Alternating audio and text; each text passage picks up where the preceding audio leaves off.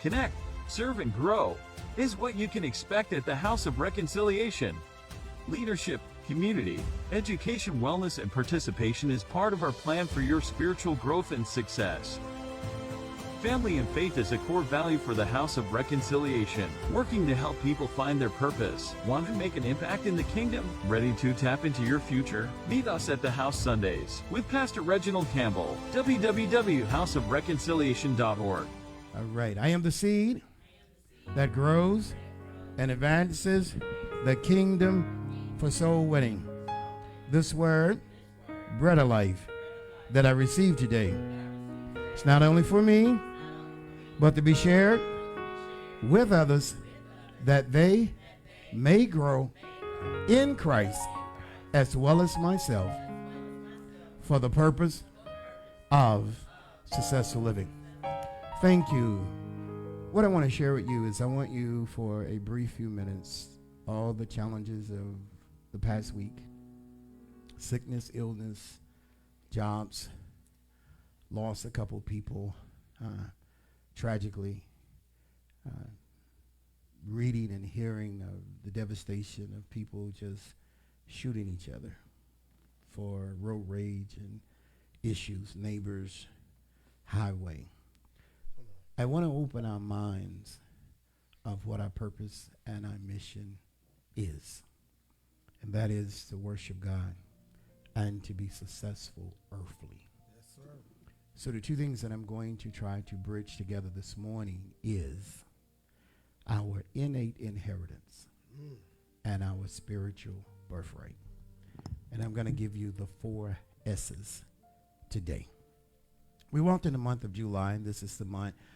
We know the month, the spiritual numerology number for 6 was the challenge of man, the evil. And so many people don't believe that there is an evil force in life until something happens, and sometimes things happen to the people and the things that we love, and then we wonder, where's God? And God's been there all the time, but we never blame evil, we blame God. So we knew about the month of May, the number 5 was the month of grace. That's the month where we should start our healing and our thinking pattern. And anytime that you think that you're growing, you're going to have an enemy to attack your mind. Then he'll start playing with your physical things, and then he'll play in your mental. I think there's 4 stages. I think one is illusion, the other one is imagination, then hallucinating, and hypothetical thinking. So then if we're past that, and we have been able, and the whole point of the challenge of man is to be able to find what man, or what the evilness of man is trying to do to you. Okay? And there are 4 things that God will never do for you or I. Is adjust your attitude. You're not well on that. Come on. He will never fight you over the attitude that you choose. And your attitude stimulates your behavior. He will never come and chastise you for your behavior. Now, I know somebody would say, whom he loveth, he chases. And the reason that he chases you is because you're not doing what he has assigned you to do. You have purpose. In your fingerprint, you have purpose. No one else has that identity. The problem is someone else has stopped your dreams and put you in their field, and you've never discovered yours. Number 3 is, because of all the things, our children, our youth, and I don't know, most of you all are young, we didn't have cell phones. I mean, I'm old enough before the internet was born. And now these youth think, how can they live without the internet? We didn't have cell phones. I come from the payphone day, where the payphone was somewhere down the road. You probably don't know anything about the payphone. You know about the payphone? Okay, you got a couple miles on you too. And so you had to go to the payphone with a nickel. It was a nickel, then it was a dime, and you could talk all you wanted to. And so then we went to beepers. Then you had to find the payphone. And so now there's so much technology at people's hands that they can't stay focused. And when you can't stay focused, you don't have the ability to be disciplined. So those are 4 things that God's never going to fight you over. If you decide to act crazy and run down the highway and run all the red lights, don't blame Jesus for that. That's you, Cletus. That's you, Uncle Bucky. That's you, Jungle Bunny, that took off down the road. So in July, it's where we should, the number 7 means perfection and perfecting. Some call it complete. So in July, we're dealing with this. We're going to do another version of it. Don't dream it, build it. And so we want to welcome in all of those that are from the Greenville campus. We'll see you guys at 10:45. And for all of those that are here at the Greenville campus, and of course to our virtual campus and our global connection. I lost my sheet with all the countries, but thank goodness for the growth in Greenville, Spartanburg, Easley, Powdersville, Anderson, and as well as also our global connection, Vietnam, Iran, Great Britain, British Isles. I think it was so many. But I'm happy that the ministry is expanding. That's why when we have the prayer, we're praying to reach them. But from a human standpoint, on the earthly side of us, there's an adult and youth summer financial principle course. And so we're asking you through email to hit us up at hor.ministries@gmail.com. What is this? It is a program that one of the major Fortune 500 companies use to be able to prepare their kids as well as the parents during the summer on new ways to view finances. Now, I wrote a book, Basic Financial Steps. It is good. I actually was talking to some colleagues, and they actually told their financial broker to create a pod, and that's what you'll find in these books. This is the original cover, and this is a new cover. You can go to any of your local online retailers and get it. I do have some with me today. But the book will change your life. That's not a joke. That's a reality. And when people are paying $600,000 and $800,000 cash for a house and they're using the book, I think every one of us that has a mortgage ought to use the book. Does that make sense? I mean, if they're using it, we should use it. So don't forget, you can reach out to us, HOR@ministries, or see us after service, HOR.ministries@gmail.com. Now, I want to get into the lesson because I want you to realize perception can lead to deception. So much of what we see, we think is okay, and people make us think we're okay. But that's not saying that we're okay. And I'm going to say this to us. We are not okay until we have something producing for us, that there is something left for our heirs. Many people I hear say, well, I come from nothing, so nobody gave me nothing. I had to do this, I had to do that. And the reality is, okay, you saw how long it took you. How long is it going to take your children, your nieces, and your nephews? There's a text that says a good man leaves an inheritance to his children's children, his grandchildren, his great-grandchildren. We are the seed sowers. So here's what James Baldwin said. We can disagree and still love each other unless your disagreement is rooted in my oppression and denial of my humanity and right to exist. There's some people that only see people as human capital. So I want you to work, and every time that you work, I want to extrapolate everything that you've earned. And I'm going to give you things that have no value. They have no upside. So you will always have stuff, but you won't have balance. Does this make sense? So here's our scripture. Proverbs 21:5 in the English Standard Version. It talks about the plans of the diligent lead surely to an abundance. God never intended for whatever culture you have come from to be broke, to be poor, and to be without producing. See, those that work for themselves have something to trade. Those that work for people only get something to spend to have something. So here's what it says. The plans of the diligent lead surely to an abundance, but everyone who is hasty comes only to poverty. This is why I'm saying to us, this is the time for the next 6 months to rebalance our lives. Don't dream it, build it. Here is one of the things that I heard, and I heard this especially when I was sick, and people were saying, well, this could happen. That could happen. You don't want to do this. You don't want to do that. Well, this causes that. But here's what nobody ever really said. What percentage of a risk is it? If it's only a 1% risk, that means it could be 99% effective.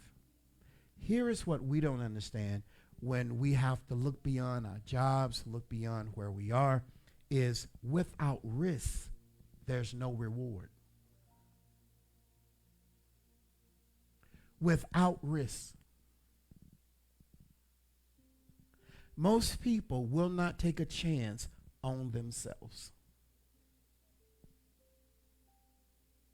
To create ideas, to build something, to revitalize something. They rather work and get a paycheck every week or every 2 weeks or once a month, and they feel safe. Now, what happens, statistical data says that once you get around 55,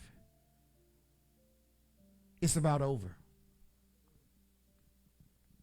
They're exiting you out the door. So here's the point. Without risk, there's no reward. Here is the thing. When it says the plans, we can't be successful when there's no known orchestrated time, space, calmness to even think about planning. This is the time of the month to start walking away and getting away from confusion.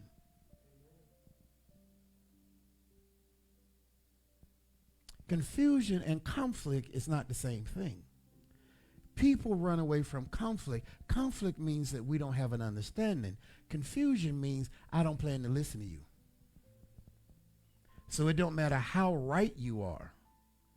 I'm not listening. I'm going to fly and jump off this cliff. And I'm going to scream in the middle of it when I'm falling for you to come and bring me a parachute and put it on me while I'm falling. That is confusion. Conflict means if an agreement can come together, things can move forward. I'm going to ask you this question. Are you in agreement with your purpose, your earthly gifts, your spiritual birthright? Are you in harmony with yourself? That's something to think about. Here is where most people are. We have survived the storm. We just coming out of the pandemic. We had a pandemic, and man, was it not scary and rough, and some had it, some had the lighter version, some had the mid version, and then some had it to the fact that it really scarred their internal organs, and then we lost some people.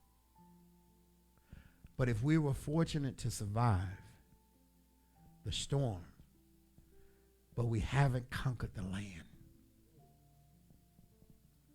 And the land, what I'm saying, is not only physical land, but what are you producing to take care of you when you can't produce? What are you doing? Are you still going to be in your feelings and emotions? You're still going to be in conflict with people? You're still going to have confusion? You're still going to blame dad? You're still going to blame mom? You're still going to blame a past, a broken relationship? You're going to blame your ethnicity? Because, see, here's the point. You survived the storm. Believers don't play victim. They press on. So, you survived the storm but haven't conquered. So now if you are free in any aspect of your life, from divorce, from a bad job, from all those things that you say that was holding you back, The question becomes, what have you done with your time?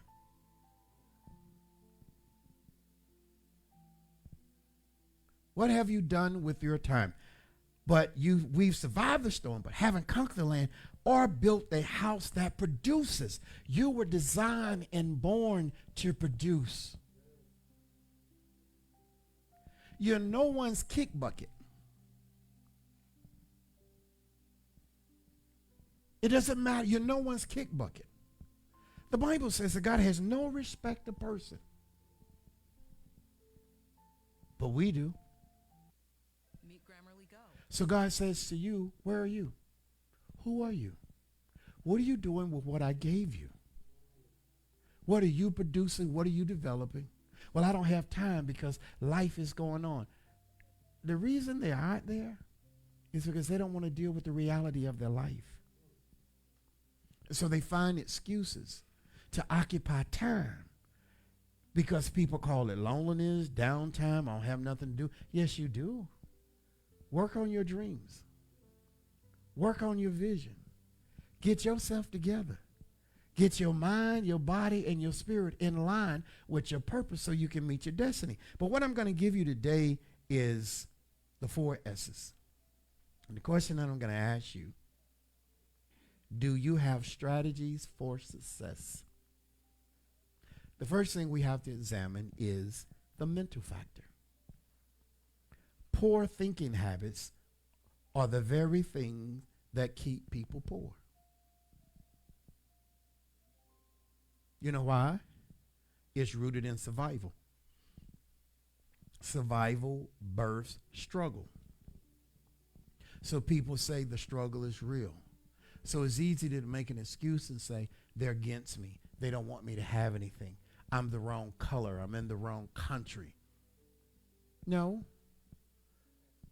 You've never been accountable for your choices. And you're focused on the people who don't want what you have. Why don't you focus on the people who need to discover what you have? Because the people who don't want what you have couldn't pay for it no way. Now this is going to be a little crunchy. Say it's going to be crunchy. They don't sell a Bentley to somebody working in the fast food industry.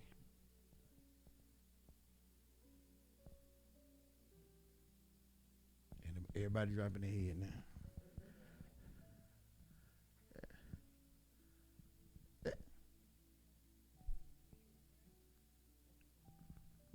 If someone's driving a Bentley at a fast food industry, people would assume that's the owner. And if someone was to reach out a drive-through one into my boop, boop, boop, you'd be like, what? Because it doesn't fit the model.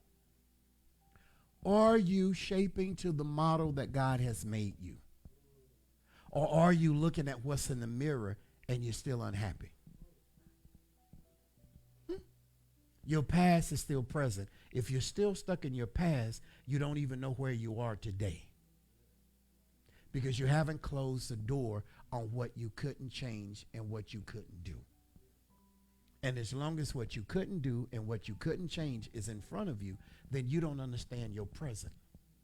And if you don't understand your present, then you can't build your future. Because listen here, nobody coming to build it for you. So if you're still stuck indoors and with people who you still trying to prove something to, you need to let that jungle bunny go. Yeah. Come on and say it's hard to let them go. It's hard to let them go. You know why? You didn't have any shield they got up in your spirit. And when it gets up in your spirit, you trying to flush it when it wasn't authorized and properly invited. So it's in your flesh. Now it's contaminating your spirit because you're not in front of God to cleanse me. David says in Psalms 51, cleanse me, O God. Create in me and a what? A what? Not the spirit I do what I want to do when I want to do it. Y'all don't tell me that. Because you know when Quita get angry, she show out. She will turn the cookout out. When Uncle Benny drank that Boone's Farm strawberry wine, Or that Pat's Blue Ribbon. Anybody old enough to know about Pat's Blue Ribbon? Anybody old enough to know about Schaefer's beer? Oh, yeah, so that's for y'all time. Okay, so y'all trying to say I'm the oldest thing in the room, but that's okay. They drank that Schaefer's beer, and whoo, Lord. And they went uptown when they started drinking 8-Ball. Anybody know about 8-Ball? Some of y'all done had a little 8-Ball. Girl, let me have a little, I got to get my head right. Got to get my head right. Get that 8-Ball in. 8-Ball, yes, 8-Ball. Look, somebody over here coughing. I think they got a brown bottle in the car. No, I actually went to a church function, and I was with some people, and we were having, I had to make y'all laugh. Y'all look like y'all were too serious. And I went to a meeting, and they were raising sand about, they were doing some kind of, it was with Phyllis Sweetland. It was down in Greenwood, and they were doing some kind of Motown musical. And they were raising sand. I'm like, God in the God's house, and you're dancing and all this.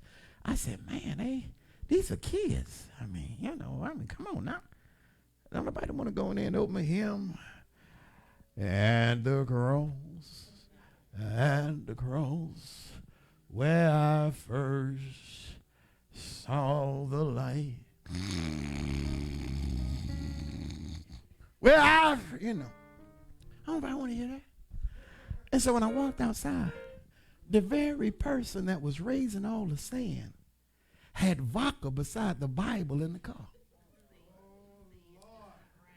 I stopped right there and took a picture. I still have it on my phone today. Now, they in there raising sand. We can't close the meeting because the kids are coming down to the Little River Baptist Center, and they were going to put on a play. Sammy, I can't think of Sammy's name. Sammy Dotson and some kids he took over the White Woods program, and they were coming down to try to raise funds to go somewhere. And people just raising sand. Oh, that's supposed to be for the Lord. And they got vodka right beside the Bible. They didn't put it on the other side of the seat, not under the seat. It's right beside it and raising sand. I said, so it's okay to drink in the Lord's house, but it ain't okay to sing a few songs. So here's the thing. Poor thinking habits are the very things that keep people poor. So now, here we go. For those that are going to rate, the 4 S's. And it's kind of called this way. Do you have the picture of where the person was trying to pull away and everything was pulling on it? I want you all to see this. If you have that, Director Tan. You might be on that juju juice right now. I don't know. She allowed to put anything up. Yeah, juju juice. The white lightning. You have to find the sticking points. And if you look at that, it's more than one. There are things that are going to attack your mind. They're going to attack your body. They're going to attack your friends. They're going to attack your family.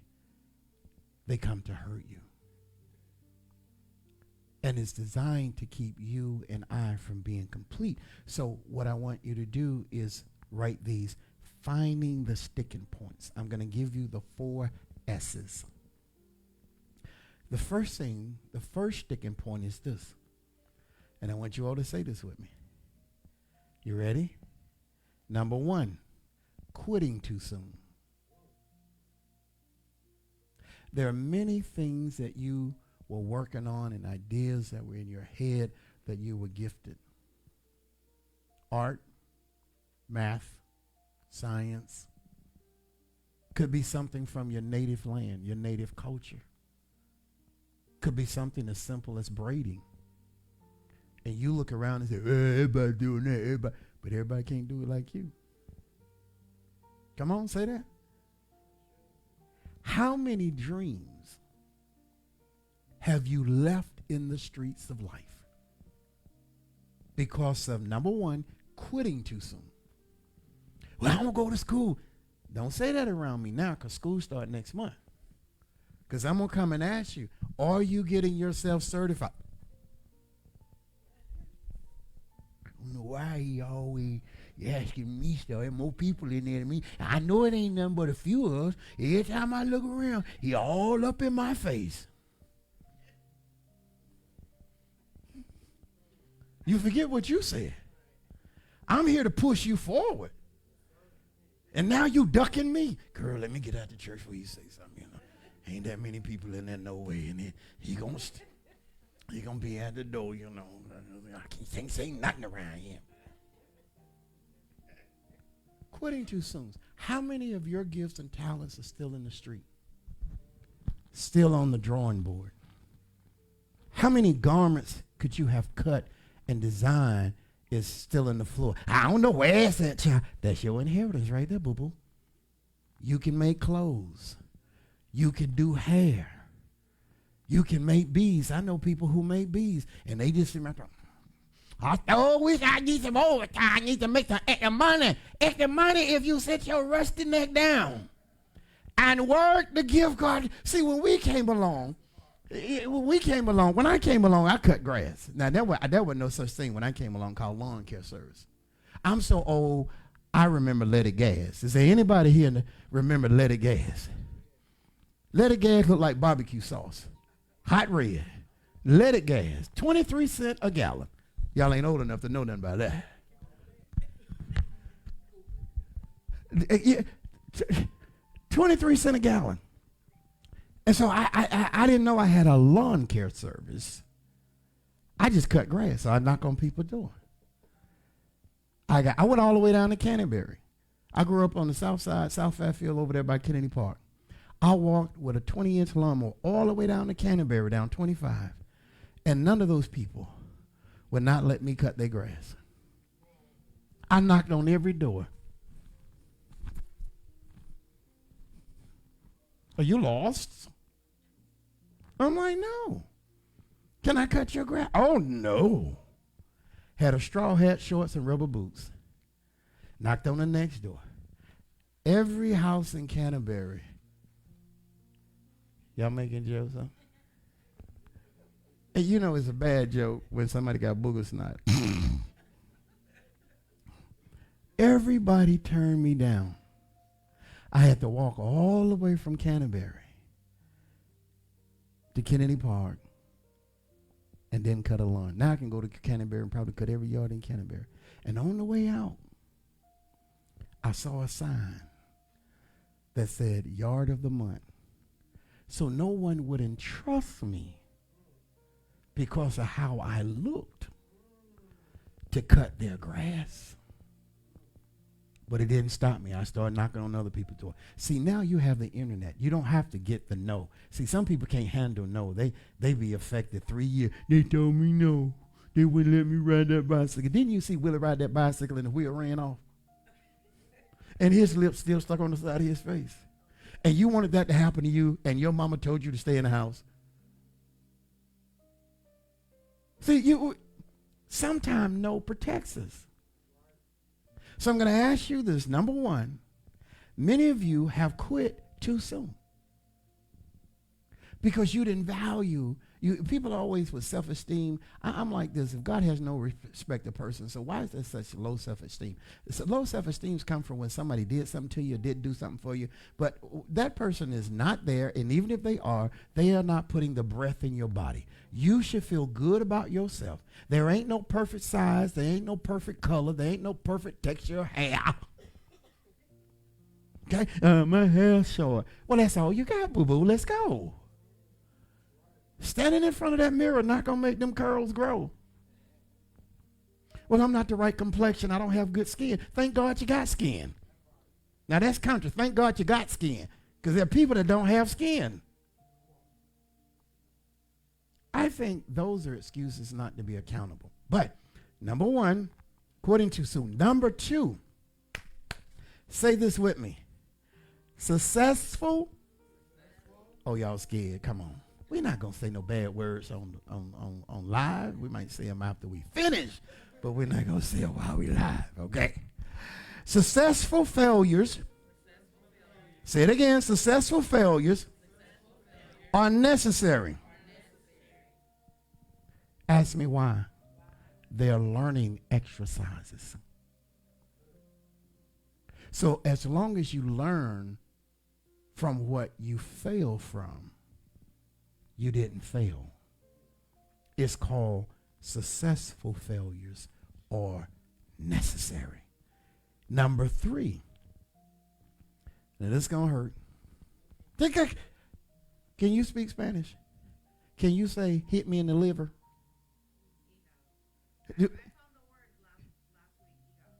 Okay, now I can't say it. Will you come up here and say it for me? Unless you got a warrant on you, don't come up here. Now, if somebody gonna see you and you gonna go to jail, I don't want you blaming me because I don't want him beating me up. And I'm a little old now. I can't heal up. I can't fight like I used to. Well, if I can get a hand on the rock, my granddaddy used to say, ain't no fair fight, ain't no fair fight ever. I'm like, Grandpa, you know how we used to do bad man hit. Y'all don't know nothing about bad man hit your hand. He said, no fight is fair. So say, hit me in the liver. Like that? Did you just cuss me out? No. We finna fall out. Thank you. Say it again, hit me in the liver. This is going to hit you in the liver. All right? Here is what society tells you. Everybody has a microwave. Raise your hand. Everybody got a microwave. All right. Okay. What do you use more, your microwave or your stove?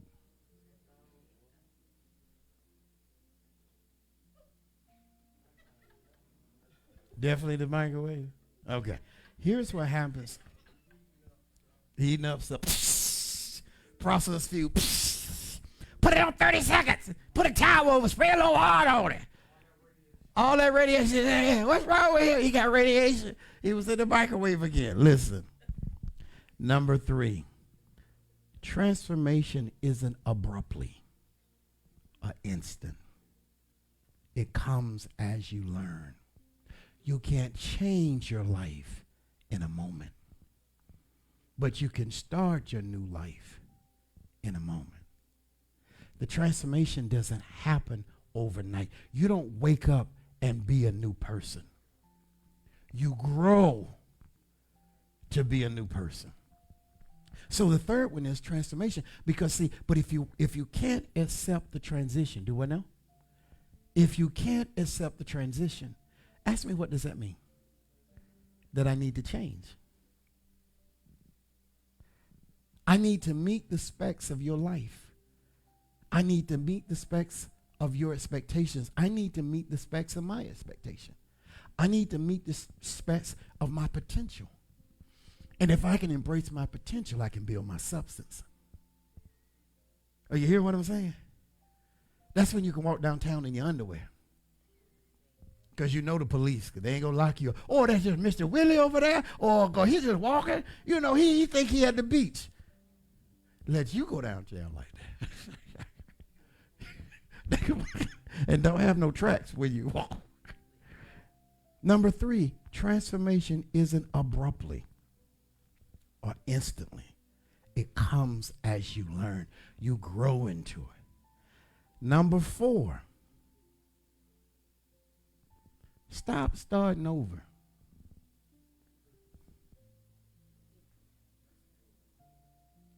Stop starting over. You guilty? Start over right back in the same ditch.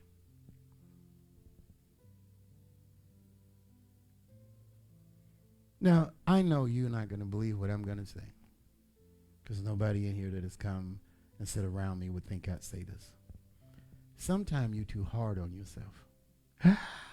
Not from him. He the crusher. If you want to get broken up, you'll go to his class. He's just going, no. Stop starting over, which means stop overthinking things. Stop overreacting. Stop over getting so angry or getting so low. Stop it. Stop it. Stop the guilt. The solution to stop starting over is only fix the broken pieces.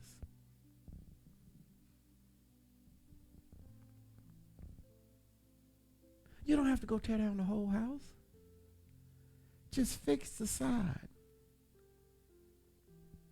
that's damaged. Because when you start over, all the time that you've gained, you now lose. Is this making sense? Number 5, you don't realize it. That's number 5, you don't realize it. Ask me, what does that mean? You don't realize the progress you've made because you're only focused on the negative. You don't realize that you were at mile marker 1 and now you're at mile marker 8. But you're going to go back and start over. You don't realize it because when you're transitioning, it's not instantly or abruptly. It comes, it evolves. All right? We all agree with that? Number 6. Everyone should have a Gantt chart or a table of measurables. Why? It stops the noise. You haven't done anything. You should have a room, if you're an artist, you should have a room where you're painting or you're working on something and nobody can come in that room. That's your lab. You're a dressmaker. You know your kids shouldn't come in there taking the needles out of your paper and you done cut the pattern. You don't do. You got tools. You don't let people come borrow your tools because the very tool you loan, it's the one you're gonna need. And then you're gonna go to the hey man, how you lend my tools to somebody else? You should have a Gantt chart. In business, they have a Gantt chart. This is a first phase, this is a second phase, but you can have measurables. Measurables come with accountability. You should have measurables to validate the substance. What have you actually done? Stop. I'm going to call, I'm going to check, I'm going to go online, I'm going to see what they're doing, I'm going to check this up. Stop it. What have you done? Where are you in this project? Because then it validates your point that will cause you to succeed.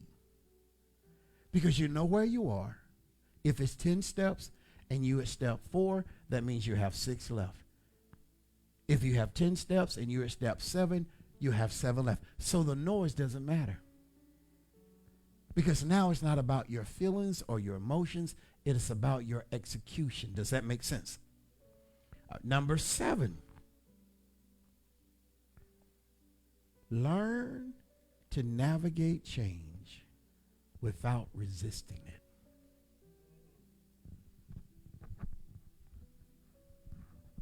Yes. Learn to navigate change without resisting it.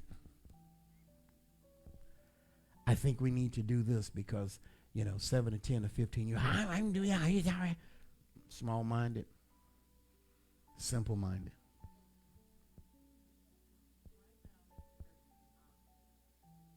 I was looking in the psych world, and why that is the first response is because it's a natural chemical in humanity that will think negative before positive.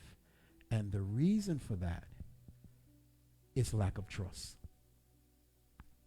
We don't trust what we're unfamiliar with. We don't trust what we can't control. Part of our issue is we think we know everything. We think we know everything. And so since I know everything, why are you telling me about something that I should already know?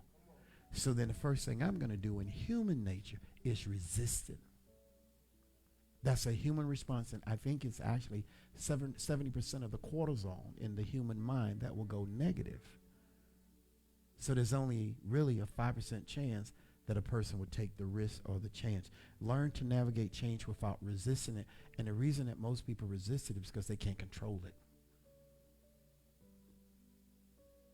And control is what has put us where we are. Does this make sense? Number 8, what are the 4 S's? Search, number 1. This is number 8. Search. In order to build the best version of you, and in order to go from don't dream it, build it, you're going to have to search. You're going to have to search, which means you're going to have to get out of your comfort zone. And you're going to have to let nature and God teach you. You're searching. Number 1. Number 2, when you're searching, you're going to struggle. Because the first thing you're going to meet are distractors. Oh, just do this. Oh, just do that. Oh, just do this. Then you're going to struggle. Because if they don't have any validation, then why are you listening to them? And this, let me give you the incur. If they start saying, I heard, and they did this, leave that one alone. Leave that one alone. Because if there is no written process for it, or no development of discovery for it, then they just talking out the side of their neck. Y'all old enough to remember that? When people would say they talking out the side of their neck because they don't have any facts. So the first one is search. The second is struggle, because you're going to run into distractors.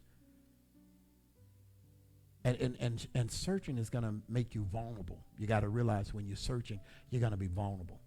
But what you're looking for is the substance of it. Struggle. Number 3, stop.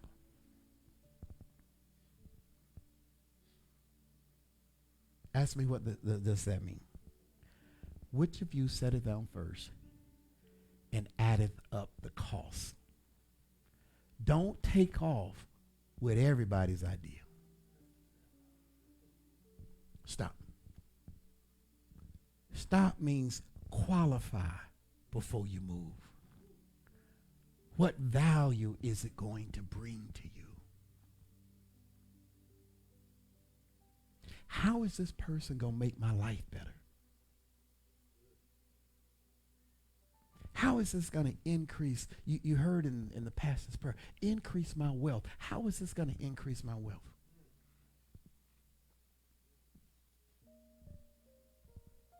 Is it an asset? Or is it waiting to be a liability? So you got to stop and add up the cost. Can you evolve with my future? That right there. Say, hit me in the liver again. Yeah. You know, you need to look at a person. You need to now look at it. Can you evolve in my future? Because I've got somewhere to go. And if you're struggling with me now, there ain't no way in the world you can embrace me later. If you can't take me as a caterpillar, we will not talk when I turn into a butterfly. That's because most people that you meet, that's the top of their game. That's where he is. That's where she's at. They are at an A+ in their world. But an A+ in their world may be an F-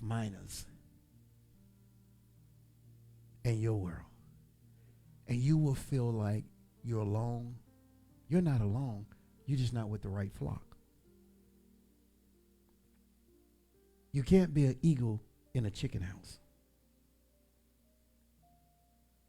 Because your DNA is going to look to the sky and a chicken looking on the ground. Number 4 is you have to get creative to build solutions.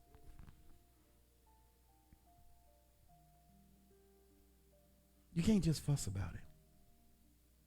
How do you fuss in Spanish? Okay.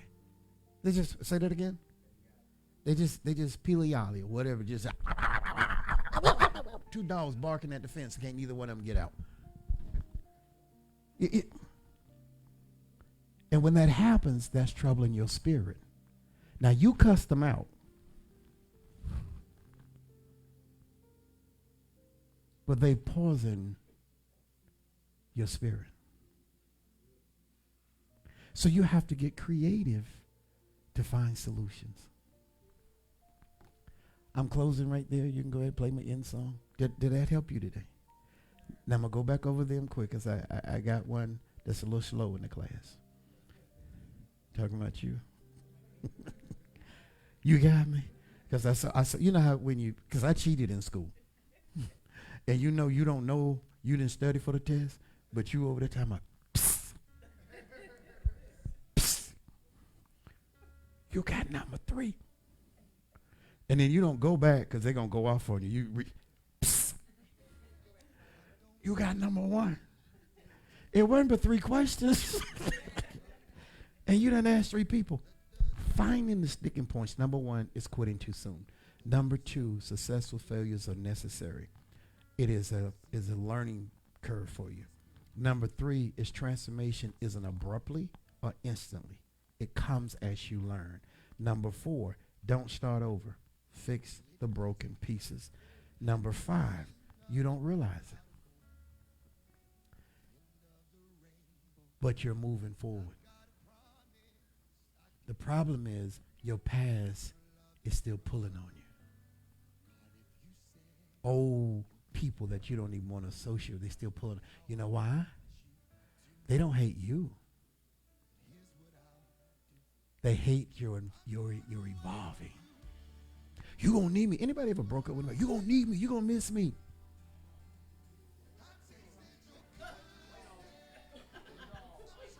Can I be ugly? Stink, you still riding a bicycle. I own a transportation company, and you still riding a bicycle, and you think I'm gonna miss you? Pastor Woke say I can get another one of you next week. Number 5, you don't realize that you're moving. Number 6, everyone should have a Gantt chart or measurables to validate the substance that will cause them to succeed. Your celebration should be progress. Does that make sense? And so number 7 is learn to navigate change without resisting it. Number 8 is the actual core of the 4 S's. Search, struggle, stop, solution. Now, what do you think the closing remark is? Do I now get your life together? That's a street version. Okay. This is what I have to say on camera. The time has come to build you. As you build you build your present, you build your future, and you set up something that a standard for your heirs, your nieces, your nephews. You build a standard. Because if you struggle, what you think they're going to do? Does this make sense? You have tools, but only you can implement them. And there are some of you who've given your tools to other people. You've let other people interfere with your development. You've let other people and other things interfere with your education. You wasn't supposed to stop. You were supposed to keep evolving. You want that kind of pay, but you don't have that kind of certification. Okay? You measure yourself by what you see, not what you believe. And this whole ministry is about building your faith. But with faith, there comes substance. So you can build you, so you can build your future. It is never a ministry that's going to rock you.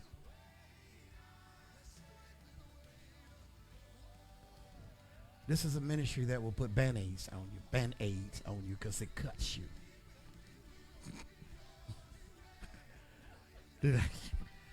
And people think he in the spirit. Oh, no. He just cut me with some lemon juice. He cut me with a razor blade, some lemon juice. He want me to die slowly. He hit me in the liver.